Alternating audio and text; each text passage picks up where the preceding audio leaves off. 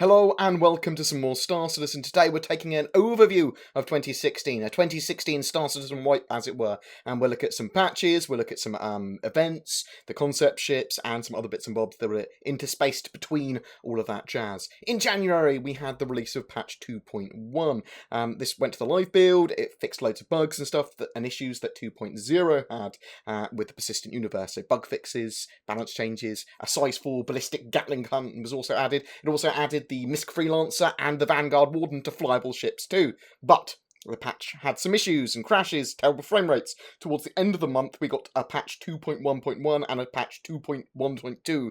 Lots and lots of patches, effectively hotfixing all the issues there. And without Delta patching, it might have actually been quite costly to CIG in terms of bandwidth and players downloading data.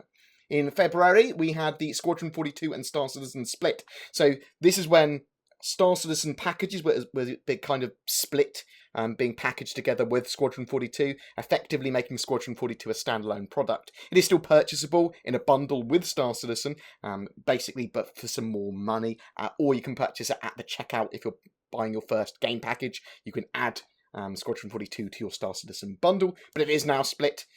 Patch 2.2. 2.2 went live on March 4th, including the flyable Sabre, updated damage states for the Freelancer, hangar-ready Xi'an Scout, and the cooler system components for ship customization, further rolling out that item system 2.0 stuff. It also had physicalized EVA added properly into the game, which was supposed to be added a lot earlier. This is actually pretty cool and allowed us to actually deform and move our character with proper ragdolls when we made contact with surfaces in EVA. It opened up the PU to 24 players as well, and for the first time, people and players could become criminals with the addition of the reputation system.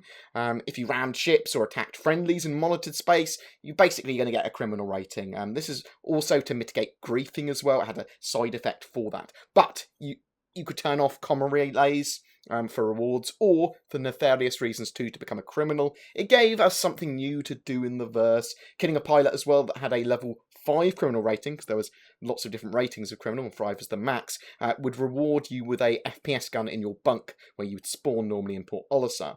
On the 9th and 11th of March, respectively, 2.2.1 and 2.2.2 hotfixes came out, fixing issues with lots of crashes, and the 300 series as well. Patch 2.3, that was at the end of March, and was quite a big one, or at least had a behemoth in the form of the Starfarer being hangar ready. This was the first ship that CIG considered to be a capital-sized ship, and it was very big indeed. It also had a flight-ready Xi'an Scout and power plants that were added to the component system for that continued item system 2.0 rollout. In April, the Evocati Test Flight Group was formed. Affectionately known as Avocados, Evocati, chosen from active members of the Issue Council, are players that report a large number of bugs and help with various PTU tests. They get early access to PTU builds of patches to help hammer out balance bugs and problems before anyone else gets their mitts on them. They are under NDA or non-disclosure agreement to not disclose information about what they're testing. Think of them as volunteer QA staff. The Evocati have had a huge effect on the development of Star Citizen patches, and will continue to do this most likely until well after Star Citizen's release with future patches. Patch 2.4. A few months later, in June, it's actually quite a big gap there. After Evocati testing of the PTU, we had a live release of 2.4. This added a hangar-ready Reliant and massive flight-ready Starfarer and its variant, the Gemini. This allowed players to take their capital-sized ship and fly it around in the PU. It was a bit buggy, but it was still awesome. We also had a size 3 plasma shotgun ship weapon added, which was a bit odd. Most importantly, the persistence in the persistent universe was added. So, literally, we could earn money and Alpha UEC, and that could be spent on clothing and armor and flight suits and FPS weapons, and effectively it saved the progress of your Alpha UEC. If you bought stuff in the shops, if you bought those FPS weapons, if you bought if you bought new armor, if you bought new flight suits, and all that sort of jazz. It saved it to your character, which is great, because then we had persistence and we had cool stuff, and we could also use the item port system in our hangars or on the landing pad in the persistent universe to customize our ships. And again, that would be saved, so we don't need to constantly customize our ships every time we went into the game. And then basically the idea was to start moving all of that jazz, including our hangar, off the website. We could go and change in the game in the options menu where our hangar was. So if we wanted to go for the Revel New York hangar, we do that from the options menu instead now. Gamescom, which was between August 17th and 21st. Over the 5 days, CIG took a section of Star Citizen streamers down to Gamescom and had a little booth there and got the community involved and played Star Citizen with everyone and streamed it live. But what I really want to talk about for Gamescom is the 3.0 demo. This was probably, for my personal kind of reasons, the most surprising and best thing to come out of 2016. This demo blew me away. It showed the descent from space to a planet, something we hadn't seen before probably in Star Citizen. We actually saw it there. They also saw free roam planet landing, then landing at a point of interest, none of which was instantized. We saw the interior of Levski, a new hero landing site, and a mission giver in the flesh, Miles Eckhart, and a taster of what's to come with some high-level theme park missions that we're going to see in-game. The player went to a wrecked Starfarer to fight off pirates and retrieve a black box, only to be given another mission. When you thought that demo was over, it kept on going. They found a Dragonfly space bike in a crate, and then using that with the Freelancer, they used a Freelancer and a Dragonfly to assault a planet base, a piratey base on a planet on a nearby moon. And it had ground vehicles like the Ursa rover, and there was a combat on the planet, and they were shooting each other, and then they were betrayed, and there was boxes to pick up. Star Citizen basically here had shown that it could do a lot, and it showed that it was doing what it wanted to do.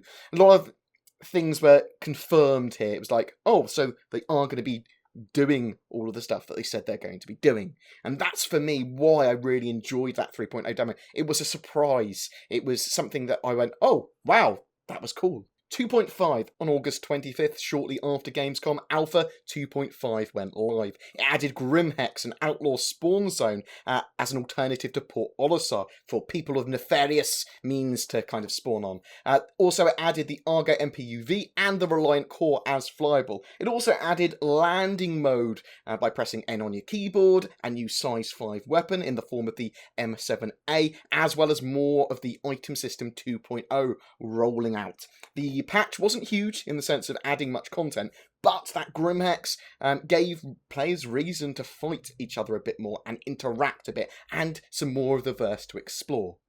Vision stabilization. September 16th, mid-September, CIG showed off their answer to vision stabilization for Star Citizen and Star Marine. Previously, Star Citizen didn't have the best stabilization or frame rates, but this demo kind of showed smooth frame rates, great animations, smooth movements, and NPCs in Port Olisar reacting to things and running around, destructible props, and a bit of a teaser about what Star Marine and the FPS improvements would be like. It was actually a really great video, and one of the best things that we had from 2016 in the forms of little teaser tasters. CitizenCon, October 10th. CitizenCon was a bit of a disappointment. It showed off Spectrum, which was becoming the new communication platform for Star Citizen. It was a multi-device platform, forums, voice over IP, org pages, chat, all integrated into Star Citizen, and will slowly be coming out over the next while, over 2017, very much so. Procedural Planets version 2 was an amazing showcase of the planetary tech that advanced from Gamescom, and what they could do by moving away somewhat from procedural design and going for more of an artist sculpt approach. They were able to make beautiful vistas, interesting missions. It showed off the Sand Nomad enemies and a Dune-style sandworm, as well as a wrecked javelin, and some of the gameplay that may be available in 3.0. The disappointment really here was that there was no vertical slice that had been mentioned as a definite thing that we're going to show during CitizenCon in a past interview. The vertical slice is basically a full, up to an hour length mission or chapter from Squadron 42. Think of Squadron 42 as a cake, and the vertical slice is a slice of that cake, showing off the full product with the full range of gameplay available, but not as a huge length. It is a huge disappointment, and even at the time of writing this in mid-January 2017, we still do not have it. That said, CIG did do a great documentary-style video on the road to CitizenCon, which I will link in the description, about the issues that they faced with the vertical slice getting closer to the day of that CitizenCon presentation.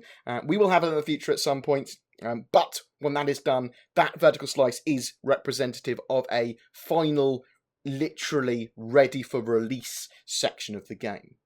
The anniversary, 18th of November, was the anniversary livestream and sale. This is an excuse to have a cool concept ship sale and a big general sale, and they themed this one in Top Gear Intergalactic Aerospace Expo style.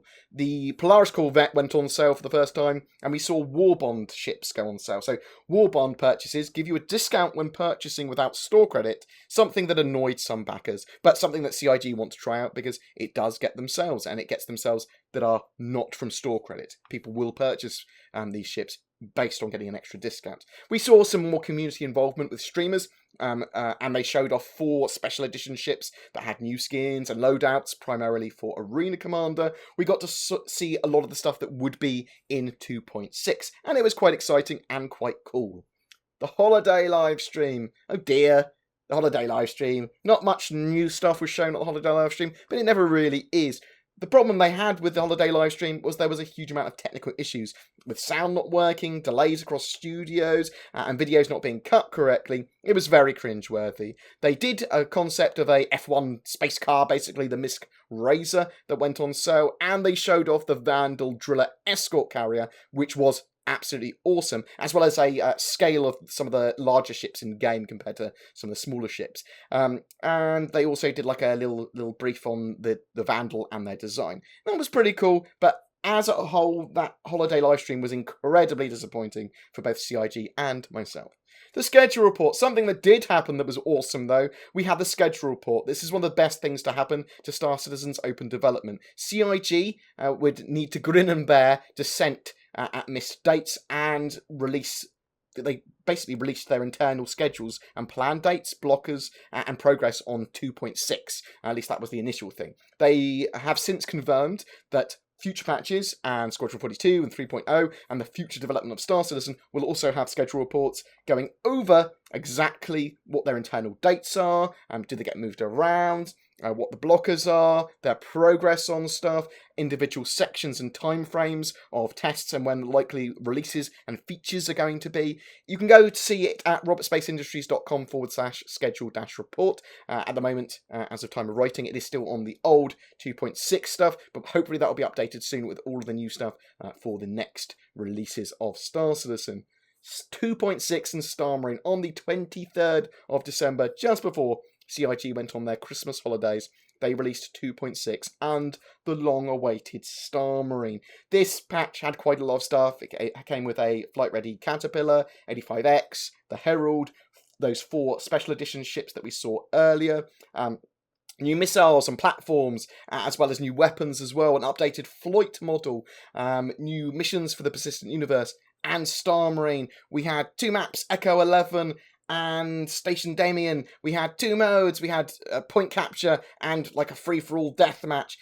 And it was pretty good. There are some major issues with Star Citizen 2.6. There are some bugs that need to be fixed. One of the maps doesn't work properly. But overall, it was a pretty damn good patch. And it was quite fun. And I'm glad that they ended 2016 with quite a strong release, at least from CIG standards. We are now waiting for patch 2.6.1 to fix some of these more major bugs, but hopefully that will be early. So there were quite a few ships concepted through 2016 as well. So let's have a quick chat about them because I only mentioned a couple. The Aspira Blade was concepted. It's a light Vandal fighter. Should be pretty common in Squadron 42 in its more native Vandal form. The Misk Prospector is a small dedicated mining vessel that can land on planets and asteroids to get a more precise kind of mining yield. It's much smaller than the Orion. The Drake Buccaneer is Drake's answer to medium fighters. It's maneuverable with great armaments, but not necessarily well armoured. The Drake Dragonfly, the space motorbike that allows you to fly in space, but also explore the ground on planets and moons. Lightly armoured, and lightly armed, but room for 2 and small enough to be carried on a lot of ships. The Terrapin, this is a small, heavily armoured recon, scanning and exploration ship. It's able to take a beating and get away, but also gather that important data on enemy fleets and that sort of jazz. The Argo MPUV, this is a multi-role utility vessel, typically paired with capital ships. It can be fitted for cargo, search and rescue, or personnel transport. It obviously was also released as flyable in 2016. The RSI Polaris Corvette, this is the first non-limited capital ship to go on sale. The Polaris is a high-tech torpedo corvette with enough room for a single fighter in its hangar bay too. The Asperia Prowler, that's a high-tech Tavaran-designed boarding ship. It's stealthy, top-tier boarding vessel, and it's going to be cool for people. Also, the Misk Razor, this is the F1 car made by Misk for racing to compete with kind of speed and its ability to regenerate its boost and afterburner fuel. Some of these ships will be ready in 2017, and possibly with their game mechanics too, at least in the first iteration. And that's kind of it. I mean, 2.6 also did bring that new flight model when it merged Afterburner into the SCM modes, and we might get some more balance changes as we go ahead. So yeah, 2.6 was incredibly important. But some mistakes in 2016 were certainly made by CIG. The missions of the mission of the Vertical Slice, the entire holiday live stream, some long pauses between patches, and CIG's communication with the community. But there were some amazing successes as well. 3.0 demos with Planetary Landings version 1 and 2 in Gamescom and CitizenCon. That version 2 of the planets was beautiful. There's a massive jump forward in gameplay with 2.6 now. There's content, lots and lots of content, loads of new flyable ships. Just the fact that Star Marine's now been released, and it's actually quite a fun game mode. It's a pretty good patch by CIG standards anyway. With the release of 2.6, Star Citizen also announced its finished transition over to the Lumberyard engine, which was kind of quite hush-hush. Basically, the Lumberyard engine is based on the same branch or similar branches of the CryEngine they were already using. It gives them a more sturdy backbone for networking support with Amazon Web Services, but also it gives them a lot more options to play with and modules that they can use if they choose to. It's the same. They've integrated their Star engine into it, so they've got the same as what they had before. Nothing's been lost. It just opens up a lot more to them. And I've done quite an in-depth video on Lumberyard, or at least the basics of it, which I will link in the description below if you would like to know more. It does require some fixing, especially from the point of view of Star Marine's gameplay, though. But we'll have to wait and see exactly what they do to fix that. CIG does now continue to listen and to learn from its mistakes and community feedback. So be active. Tell people what you think about stuff. Just be civil. What did you think of 2016 for Star Citizen, guys? A year to remember or a year to forget? Please remember that commenting on any of our Star Citizen videos for a given month gives you a chance to win a ship. For January, it's an Avenger Titan. We have a video on what we might expect to get in 2017 as well, so please check that out. Don't forget to like and subscribe, as it really does help me. 2.6 is awesome. I'm going to go play some more of that, but I'll see you guys in the verse.